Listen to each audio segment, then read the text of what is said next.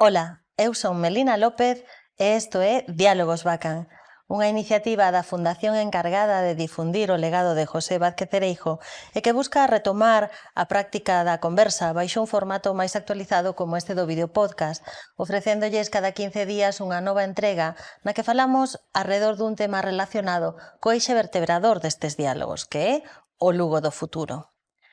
Pois ben, nese escenario que marcamos nos diálogos como Lugo do futuro existen moitos retos. De feito, xa temos 9 edicións, 10ª e 11ª que será esta, destes diálogos, nos que imos falando de diversos temas, pero un deses retos máis significativos é manter o atractivo turístico de Galicia e de Lugo neste caso, sen afectar a súa poboación de maneira importante, nin provocar un rexeitamento ao turista. Disto, precisamente, imos falar hoxe, de turismo en Lugo e provincia.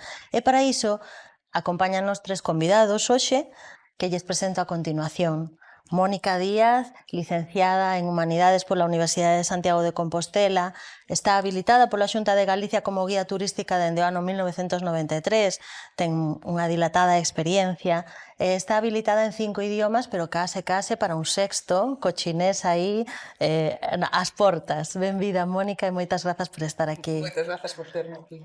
Guido é o noso segundo invitado, a quen lles presento, Guido Álvarez Parga, máis coñecido por todos nós como Guido Guía, que é guía turístico e tamén profesor na UNED no grao de turismo.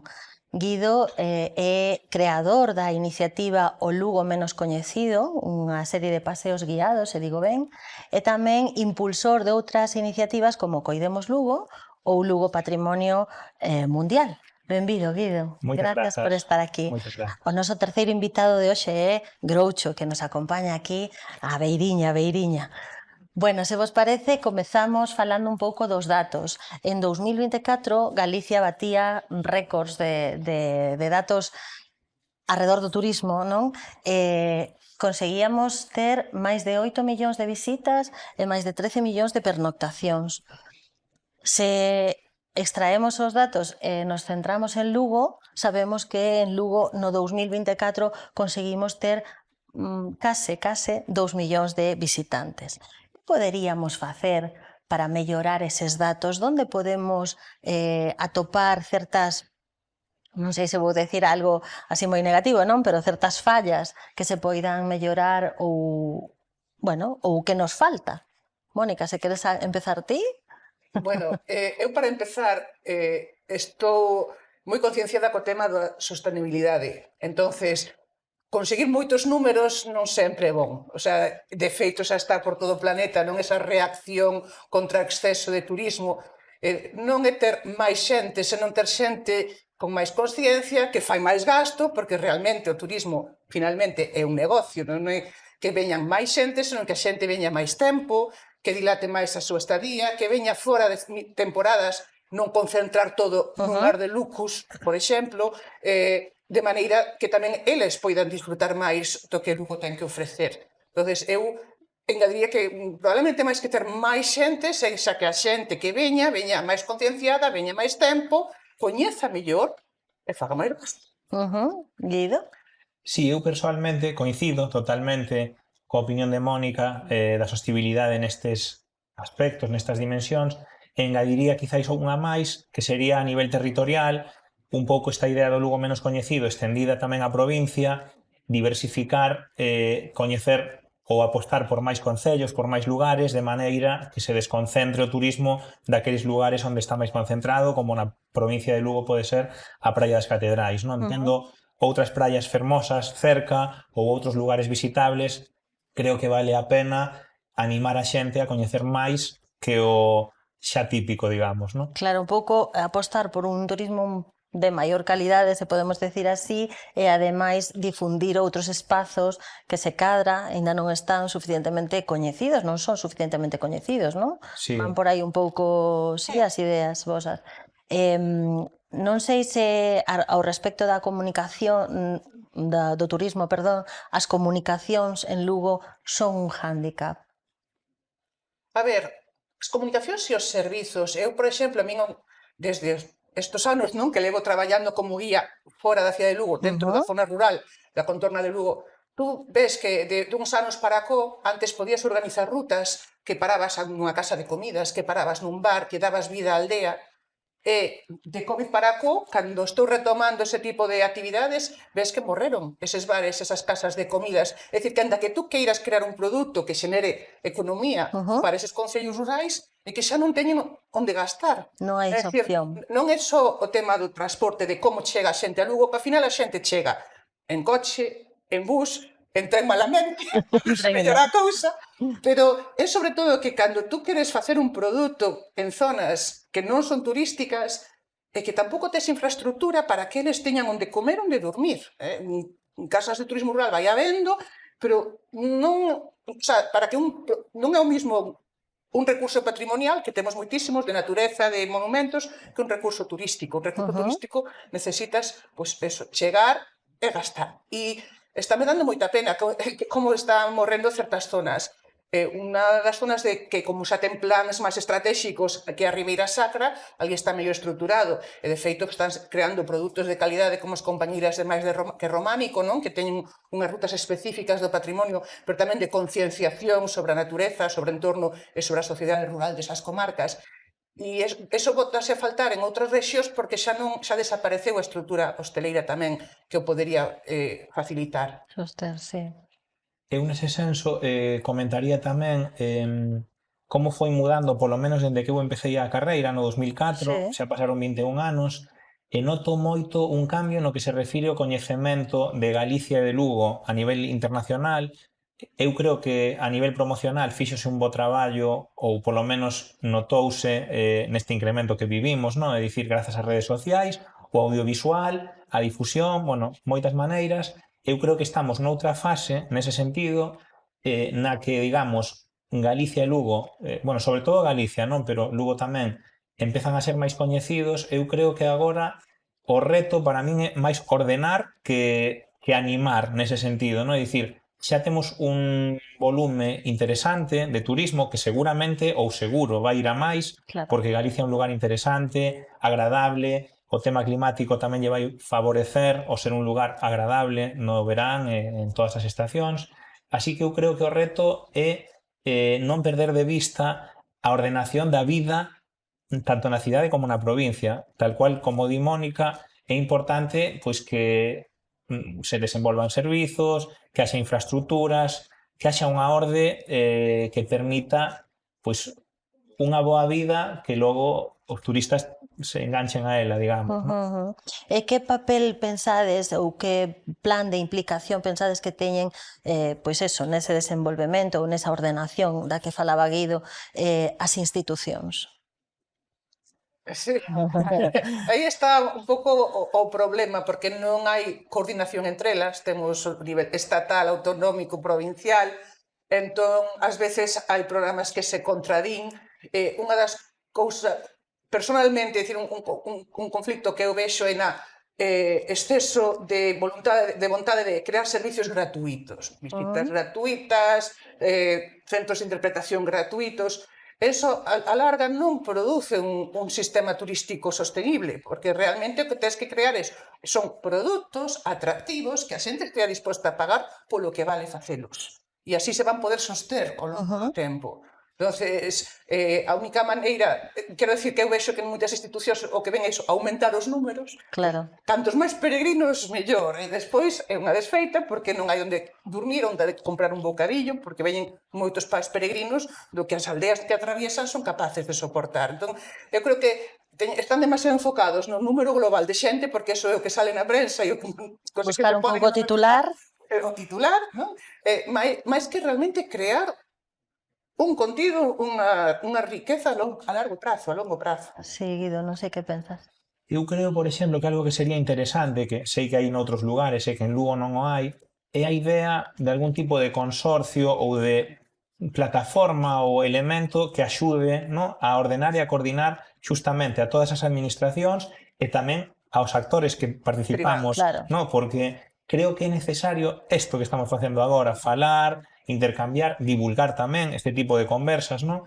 porque é importante que todos os actores que formamos parte desta escena turística pois nos coordinemos, non? Eu nese sentido creo que hai retos interesantes e gustaríame que vaya por aí a cousa. Claro, decía, falaba Mónica, por exemplo, poña como exemplo o Camiño de Santiago, non sei se creedes que o Camiño de Santiago, bueno, é un dos piares dese aumento de número de visitantes, non?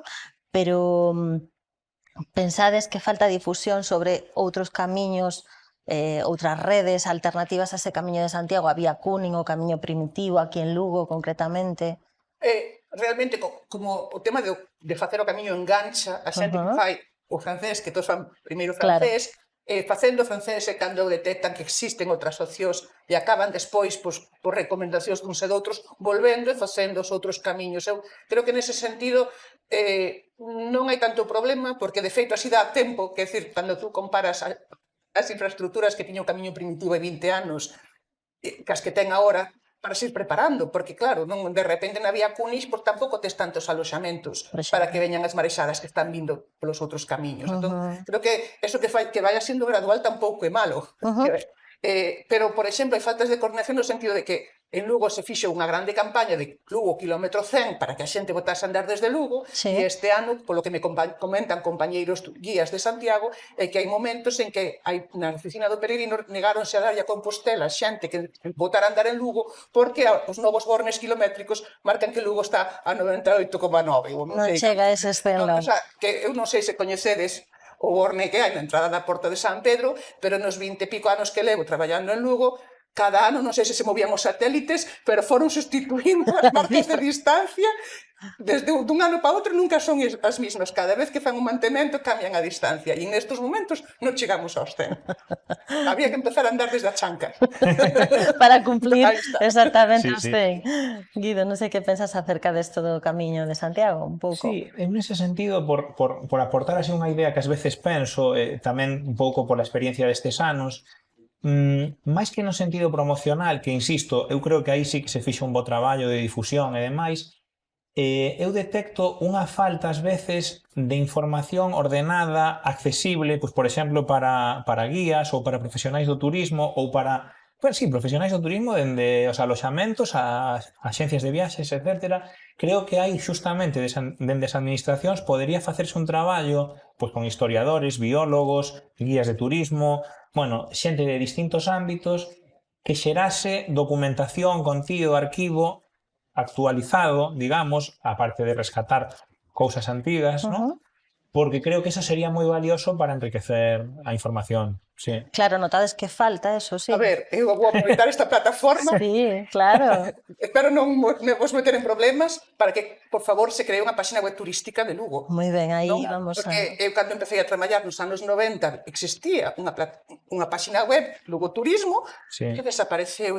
Para mí era genial. Eu, cando me chamaban axencias de viaxe, pedindo un orzamento, propostas de visitas, entonces podíanlles enlazar unha visita de 2 horas, inclúe isto, e a casa do Mitreo, a casa do museo non sei que, ibas enlazando cos horarios, cas condicións de visita, e iso xa non existe. Mónica, lembro esa discusión. Sí, esa teima sí, miña. moitísimo.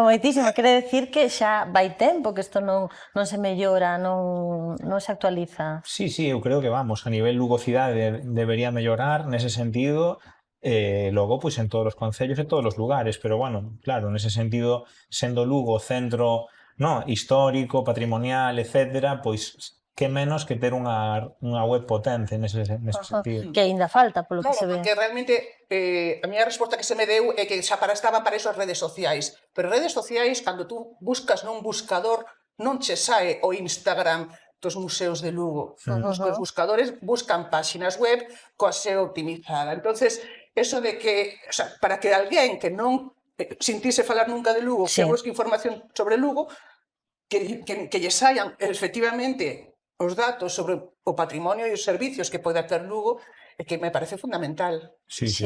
Supoño que eu falo dende o punto de vista do visitante a esta cidade ou a outra. Evidentemente, cando buscas información, o principal é, atopar algo, non? Claro, e que, por exemplo, nós que xa estamos metidos na dinámica, pues, quizáis atopamos máis rápido, non? Pero para unha persoa pois eu que sei, buscando ás veces información sobre Lugo, pois encontras de Adolfo Abel Vilela, de Julio Reboredo, de xente que escribiu, non, sobre Lugo, pero sería interesante, insisto, facilitalo, non, que é o mesmo que Que dice di Mónica. Mónica, sí. Sí. De feito, tamén houbera un intento, hai uns anos, con un convenio con a universidade de facer unha plataforma que non só tivese os recursos patrimoniais, senón servizos turísticos, hotéis e demais, pero, bueno, pois eso, supoño que no seu momento houve presupuesto para facer a web e logo non se acabou de completar e de darlle un mantemento, un seguimento para que fose efectiva. Tamén Claro. houbera unha app que nunca tampouco, creo que a descargamos 36 persoas. Non foi a máis, Non foi a quedou máis. aí. Xa. Bueno. Sí, creo que un bo reto, sabes, para os próximos anos que se fixera algo así. É importante deixalo aí porque os diálogos teñen a súa repercusión, así que é importante tomar nota e deixar eses apuntes, que son sempre interesantes. Non sei se alguén tomará nota, pero bueno, por se acaso. Falábamos antes do Camiño de Santiago, non? Que é un dos piares fundamentais dese crecemento de turismo en Galicia. Pero non sei se vos credes que é interesante, Mónica penso que mencionou algo desto antes, enfocar o turismo cara a outras vertentes, outros sectores máis especializados, non sei, turismo adicado á gastronomía ou enoturismo na Ribeira Sacra ou un turismo máis enfocado aos maiores ou outro tipo de sectores, non sei como pensades desto. Bueno, eu creo que xa está iniciado, é dicir, na Ribeira Sacra efectivamente hai moito movimento de enoturismo, na Mariña está empezando tamén a haber turismo relacionado coa astronomía, pois na lonxa de Burela, non? Coa pescada, co bonito, perdón, coa pescada de Celeiro, co bonito de Burela, que hai toda unha serie de produtos coa fava de Lourenzá, hai toda unha serie de queixo San Simón, o pan de Ousá, que decir, de Ousá, temos, digamos, unha serie de produtos que xa están a hacer actividades, pero tamén hai que ter en conta a súa dimensión, porque non podes traer millóns de persoas a unha aldea que ten 3 queixerías, porque non ten capacidade. De feito, as propias queixerías, por temas de higiene, teñen tamén incluso as lonxas, cando se quixeron abrir ao público, sabes, hai que cumprir unhas condicións de higiene, de seguridade, de legalidade, que non sempre son fáciles de ter. Pero sí que é unha cousa que, ademais, favorecería primeiro, que comentaba Guido, que a xente vai a zonas menos turísticas, e, por outro lado, tamén a desestacionalización. Claro. Sí. Eu iba a dicir, bueno, poñendo en valor tamén o traballo noso dos guías e dos profesionais en turismo en xeral, sempre me gusta reivindicar, no, que o noso traballo non se trata de explotar o turismo, sino de ordenalo, no? E creo que nese sentido, poñendo, insisto, en valor a nosa profesión, aí estamos os profesionais, pois, insisto, guías, etcétera, para poñer en valor, pois, efectivamente, a gastronomía, para axudar coordinando un pouco esa oferta gastronómica. Creo que é importante, insisto, esa labor nosa, non? Claro, porque a gastronomía é algo que mencionei, pero non sei se estades pensando noutros aspectos. Non, pois, de feito, un Guido ten feito tamén actividades coa artesanía, non? Sí.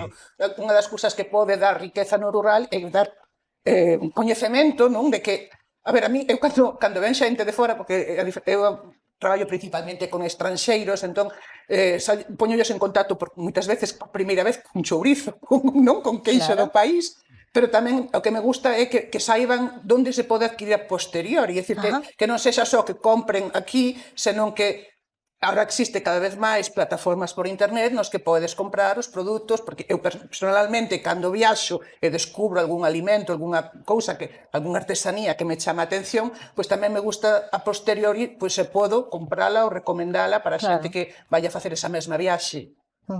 Sí, eu nese sentido alégrome, non? Porque eu creo que Galicia xa mellorou moito nesta faceta, digamos, e lembrame, bueno, Mónica e eu que somos como dicilo, un pouco internacionais, no? De, bueno, experiencias en Francia, en Alemania, tal. Eu creo que nese sentido estamos imitando ben algunhas prácticas de Francia e Italia, que son, no? Eu creo que expertos neste asunto, bueno, outras zonas de España tamén, no?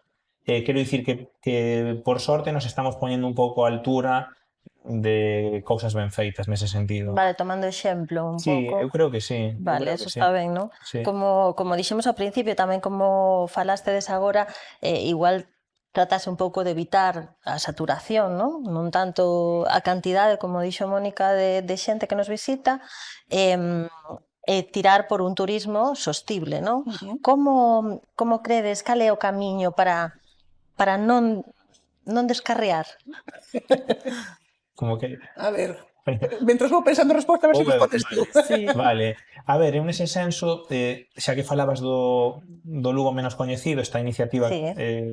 que lancei cando me fixen autónomo, eu Lugo vexo desa maneira, turísticamente, non? É dicir, aproveitar moito a contorna, xa sexa coa arte urbana, por exemplo, que se desenvolveu tanto nos últimos anos en Lugo, como a natureza, o mundo rural de Lugo, elementos que axudan, pois, eso, a desconcentrar, a sacar os fluxos turísticos fora, no? Que non se concentren tanto nun punto, pero aínda así con todo, tamén sempre digo eu que en Lugo temos a sorte de que o principal monumento non é un punto, sino que é un anel moi grande, entón temos certas realidades que creo que nos axudan a evitar esa masificación, pero bueno, eu creo que a liña iría por ese lado, sobre todo o tema natural, porque eu creo que Lugo é un bo quilómetro cero de senderismo, de descubrir o patrimonio de tantas parroquias rurais que ten a cidade ou de concellos pequenos que están cerca. Bueno, eu, vamos, nese sentido vexolle un potencial xigante. Tamén tirando do concepto este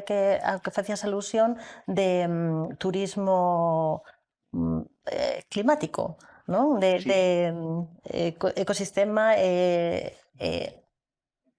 non sei, unha illa climática, Sí. non? Lugo ou Galicia tamén. Sí. A ver, eu últimamente, bueno, por sorte sempre vanse descubrindo así persoas interesantes, situacións distintas e tal, e hai situacións que me chaman a atención, por exemplo, este verán unha parella de gaditanos que pasan un mes de cada ano no verán en Lugo cidade, non? E máis xente deste estilo que elixen lugares non de costa, nin, digamos, turísticos, porque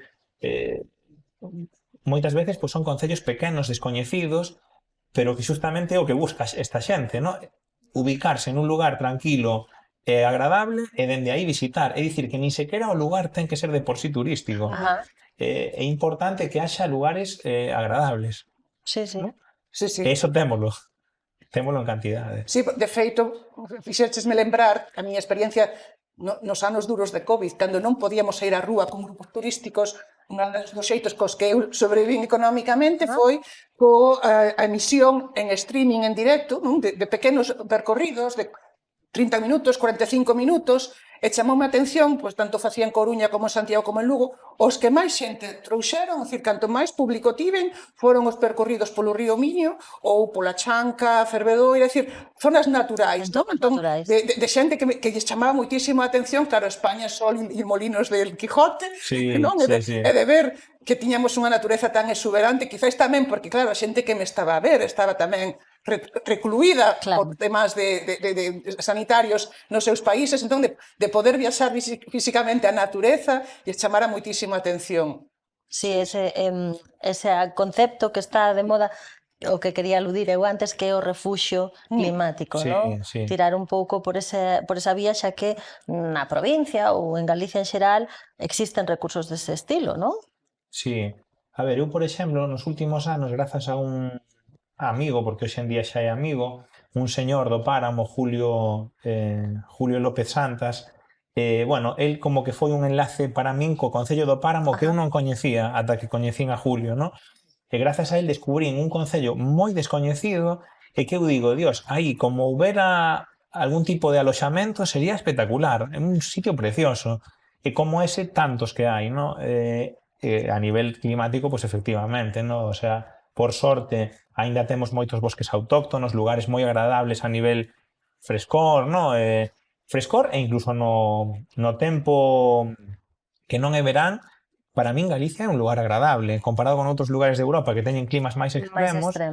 Eu creo que aquí podemos recibir un turismo de inverno tamén, de verán, de outono, de todo, de primavera. Pero claro, tanto ti como a min temos colaborado, por exemplo, co GDR, ¿no? Da comarca de Lugo, creando rutas en concellos do rural, que acabas de decir, que en Páramo non hai onde quedar a dormir, é dicir, en Monterroso non había onde tomar café a xente que viña con cadeiras de roda, é dicir, ás veces tes complicacións porque non hai eses equipamentos, eses servizos, o sea, non é chegar aos sitios, non é só o transporte, é tamén ter onde comer, o sea, algo tan básico. Sí, básico, cousas básicas, non?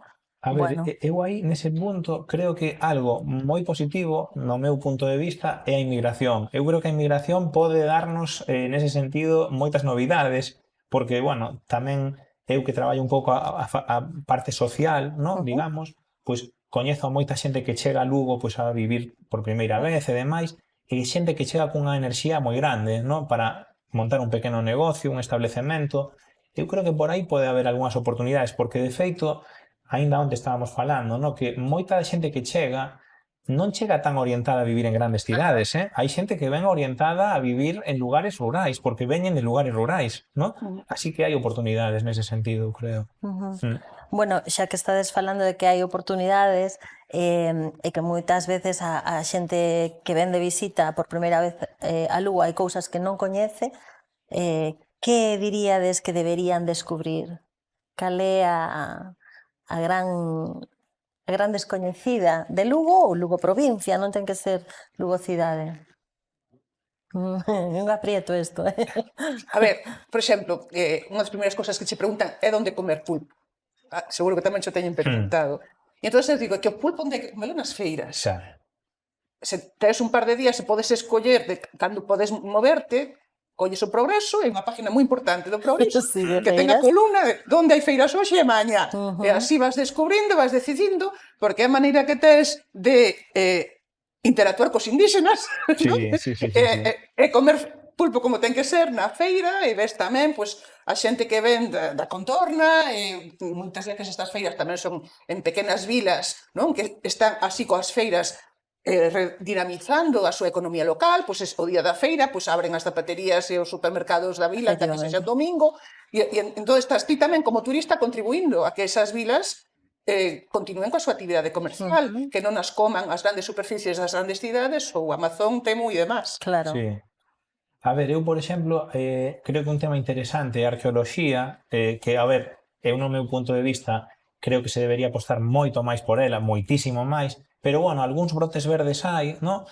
Por exemplo, o caso de Adai, o conxunto arqueolóxico que temos aquí, é un mundo de descubrimento continuo, tanto para investigadores como para turistas, como para población local. No? Eu creo que a arqueoloxía é un mundo infinito en Lugo, nese sentido, e outro mundo moi interesante que tamén me gusta neste proxecto do Lugo menos coñecido son os barrios, como agora mesmo, no? Que estamos na Milagrosa. Sí, na Milagrosa. Pois a Milagrosa é un lugar turístico a nivel gastronómico, tamén ten a evolución pois relacionada coa industria cárnica de Frixa, co ceao, bueno, quero dicir que ten un contido máis recente históricamente, pero interesante, e que eu creo que cada vez a xente quere máis saber da vida actual e da vida próxima no tempo das cidades, non?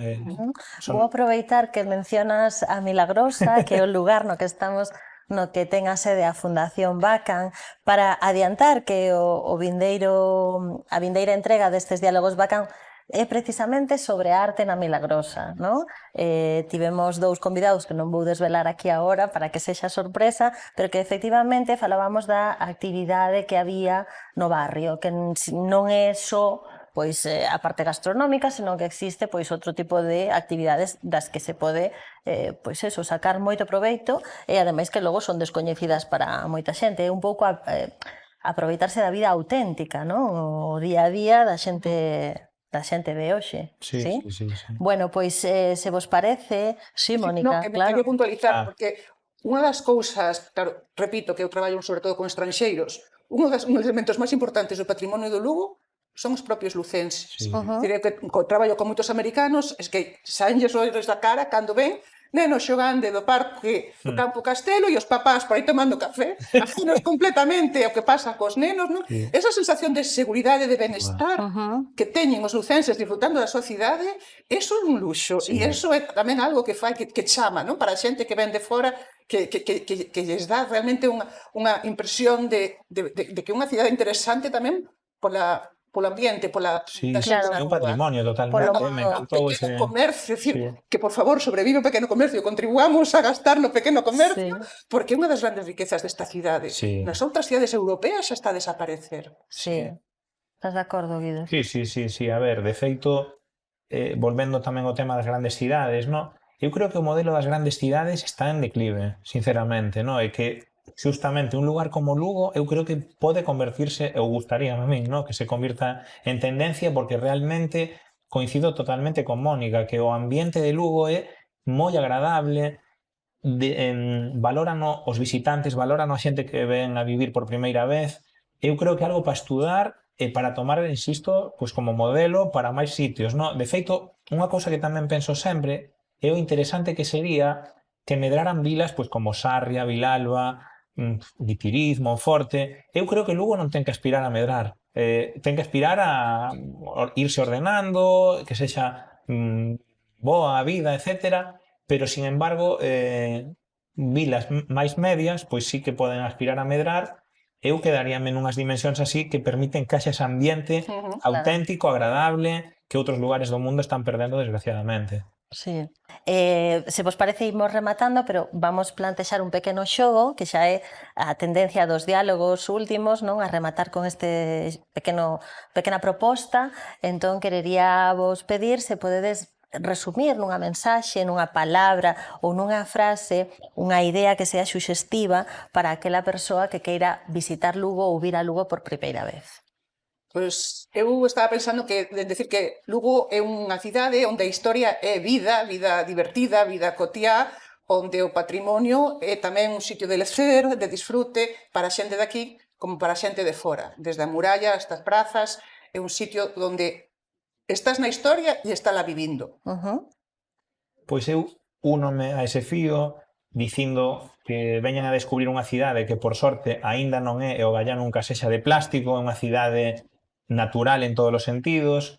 Tamén coincido coa idea que comentaba Mónica antes dos ambientes. Fíxome lembrar a unha compañera do máster cubana que tiña en Santiago, que dicía que lle encantaba vir a Lugo porque vía moitos nenos, moitas familias, no? É dicir, que se ve unha vida completa en todos os sentidos, no? Moitas cidades pois xa quedaron como encaixadas en ambientes puramente turísticos ou máis homoxéneos. Lugo é unha cidade heteroxénea que ata na arquitectura é heteroxénea, no? Vemos moitos estilos, moitas épocas, incluso a nivel histórico, no? O patrimonio que temos abarca moitas épocas, así que é unha cidade maravillosa a descubrir. Bueno, pois moitas grazas aos dous por estaren aquí, tamén a Groucho, que xa é visitante habitual, pero moitas grazas por acudiren a estes diálogos. Agardo que poidamos ter outra edición adicando ao turismo, que é un tema tamén moi amplo. Aos nosos seguidores, lembrarlles que tanto este como os anteriores diálogos Bacan están dispoñibles para visualización e descarga na páxina de YouTube. Moitas grazas e ata pronto. Grazas. Grazas.